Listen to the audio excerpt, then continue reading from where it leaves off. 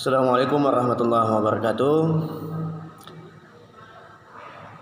Khusus untuk kelas 11 akuntansi 2, 11 TKJA dan 11 TKJB. Pada mata pelajaran pendidikan agama Islam, kajian kita pada hari ini yaitu kepengurusan ataupun melaksanakan pengurusan jenazah. Pada pertemuan ini kita akan mengkaji tentang apa-apa saja yang kita lakukan terhadap jenazah ataupun mayit. Tapi sebelum masuk ke situ, perlu sampaikan bahwasanya setiap yang bernyawa pasti akan mengalami yang namanya mati. Setiap yang bernyawa. Esok, lusa, kita tidak tahu kapan. Tetapi pasti datang. Pasti kita akan menghadapi mati. Kenapa? Itu terdapat kita jumpai di dalam surah Ali Imran ayat 185. Ayat 185. Kullu nafsin za'iqatul maut. Setiap yang bernyawa pasti akan mengalami yang namanya mati. Namun sebelum sampai kepada titik yang dinamakan dengan kematian, kita harus tetap memperbanyak bekal kita untuk menghadapi kehidupan di akhirat nanti. Kenapa? Ada hidup setelah mati. Baik, kembali kepada fokus kita mengenai jenazah. Ada 4 hal yang perlu kita lakukan terhadap jenazah. Kita mengurus jenazah. Yang pertama yaitu memandikannya. Kita harus memandikan jenazah. Yang kedua, mengkafaninya. Yang ketiga, menyolatkannya. Yang keempat, menguburkannya. Yang keempat hal tersebut itulah yang disebut sebagai fardu kifayah terhadap mayit. Apa itu fardu kifayah? Fardu kifayah itu adalah apabila kita di dalam suatu daerah tidak ada yang melaksanakan fardu kifayah tersebut, maka semua orang yang ada di daerah tersebut akan mendapat, kalau bisa dikatakan, akan mendapat dosa. Kenapa? Dia itu keharusan, harus yang tak bisa ditawar. Namun apabila ada satu orang saja pun yang melaksanakannya, lepaslah semua orang yang ada di kampung tersebut. Makanya wajib, kalau sudah dikatakan fardu maka wajib, namun ada kifayah.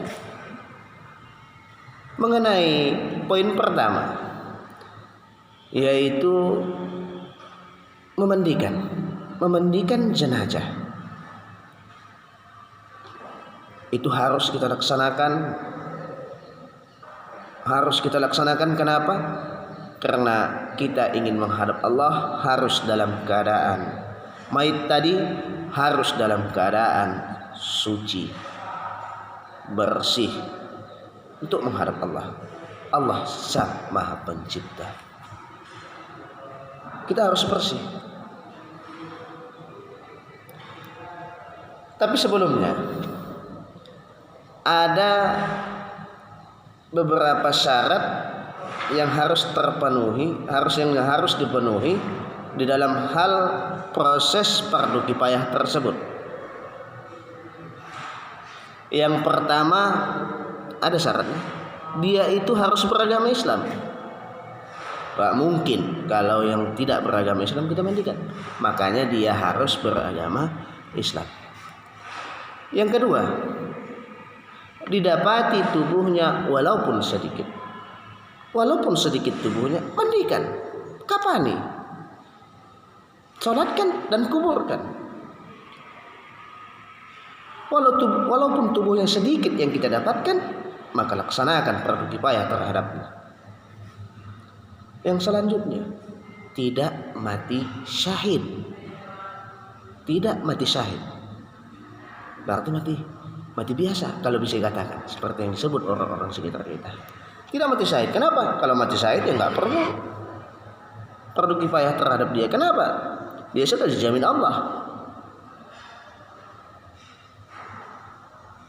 Dijamin Allah memasuki surga. Syahid itu apa? Bisa ada syahid dunia, ada syahid akhirat.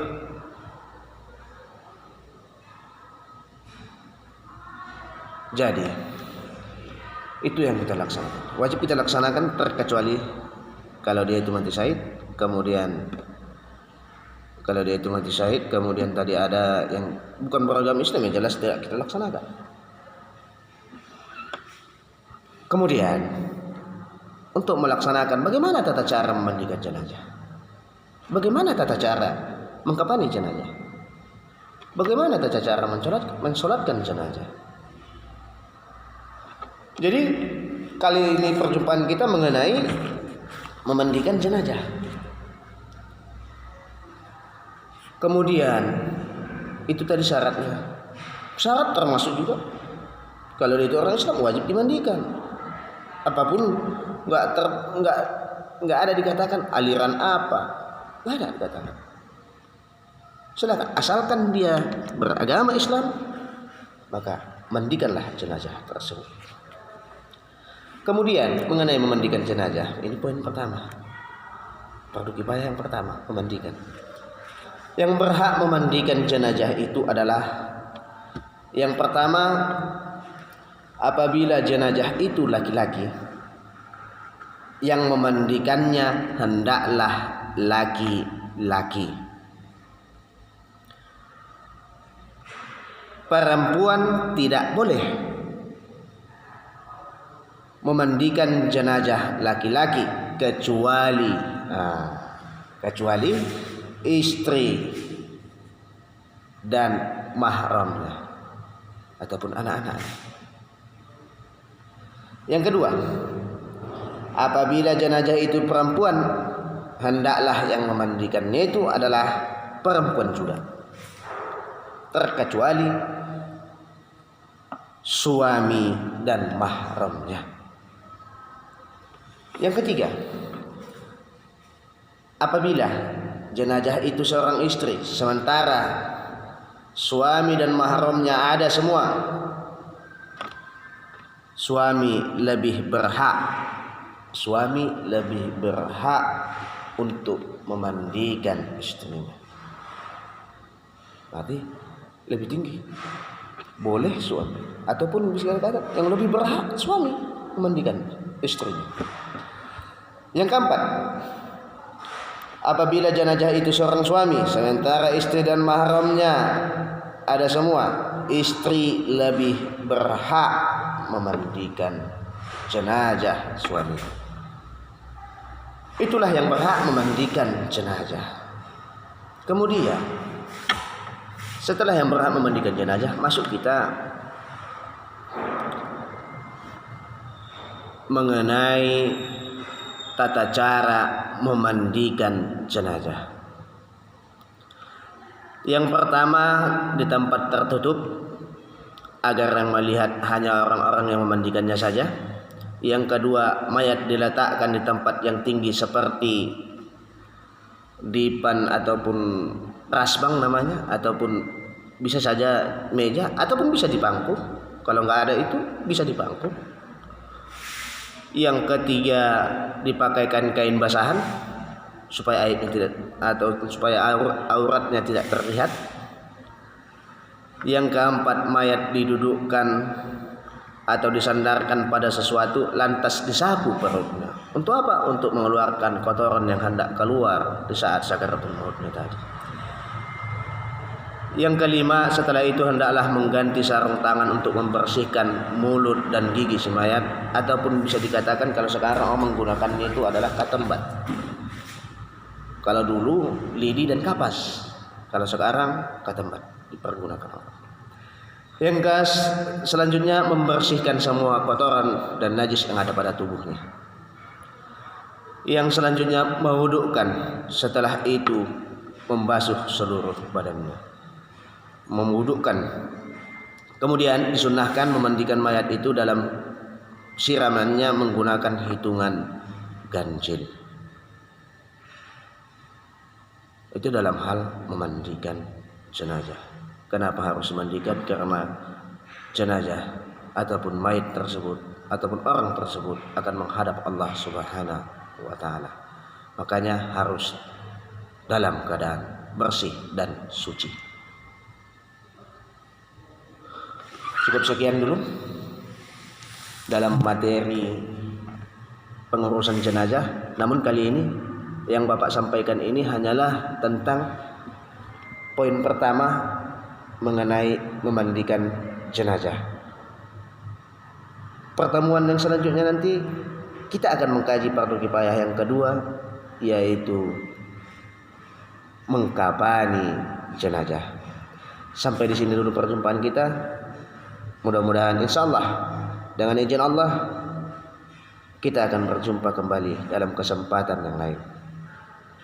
Mari sama-sama kita doakan supaya wabah virus corona ini cepat pergi dari bumi pertiwi ini, sehingga kita dapat bersekolah dengan seperti biasa, bertatap muka dengan guru-guru. Jangan lupa salat 5 waktu jangan ditinggalkan. Tetaplah beramal soleh, karena semua itu manfaat dan kegunaannya untuk diri kita sendiri. Sampai di sini dulu, lebih dan kurang Bapak mohon maaf. Billahi taufiq wal hidayah. Assalamualaikum warahmatullahi wabarakatuh.